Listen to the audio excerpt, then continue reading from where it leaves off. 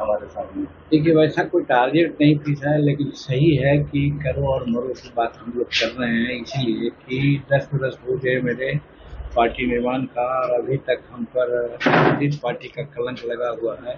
जिस पार्टी होने के चलते हम लोग जो मुख्यमंत्री काल में जो काम किया था उसको प्रभावी ढंग से हम लोग जनता में और पार्लियामेंट में या एमपी में नहीं कह रहे हैं है कि एनडीए अगर 20 सीट नहीं देगी तो हम 100 सीट पर चुनाव लड़ेंगे, या करो या मरो वाली स्थिति है हमारे सामने। देखिए, वैसा कोई टारगेट नहीं फिक्स है, लेकिन सही है कि करो और मरो की बात हम लोग कर रहे हैं, इसीलिए कि 10 हो गए मेरे पार्टी निर्माण का, और अभी तक हम पर जिस पार्टी का कलंक लगा हुआ है,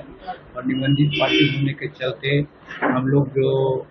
मुख्यमंत्री काल में जो काम किया था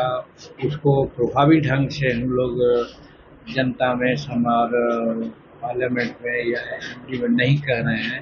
वैसी परिस्थिति में हमको मान्यता प्राप्त होना बड़ी जरूरी है, इसलिए इस बार हम एनडीए के लोगों से जरूर निर्भरा करेंगे, बहुत आर्ग्यू करेंगे कि ऐसा सीट दीजिए ताकि हमको विधानसभा में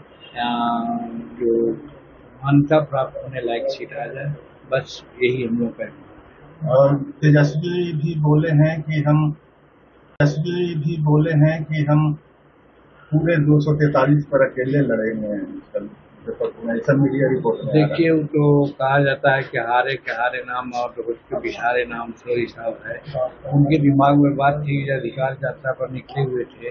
तो पहले ही उन्होंने कह दिया कि भाई भारत का प्रधानमंत्री राहुल जी होंगे, और उनको ये एक्सपेक्टेशन था कि राहुल जी भी कह देंगे कि बिहार का मुख्यमंत्री तेजस्वी होंगे, लेकिन ऐसा जब नहीं बात आई तब एक तरह से कहिए कि हारे हुए हैं, और मन को बहुत दुखी भाव से वो आगे का फिर क्या अधिकार जाता है या क्या निकाल रहे हैं, और कह रहे हैं कि हम 243 सीट पर लड़ेंगे। लड़ने को लड़ सकते हैं, उनके पास पैसा है और हर तरह की बात है, लेकिन वो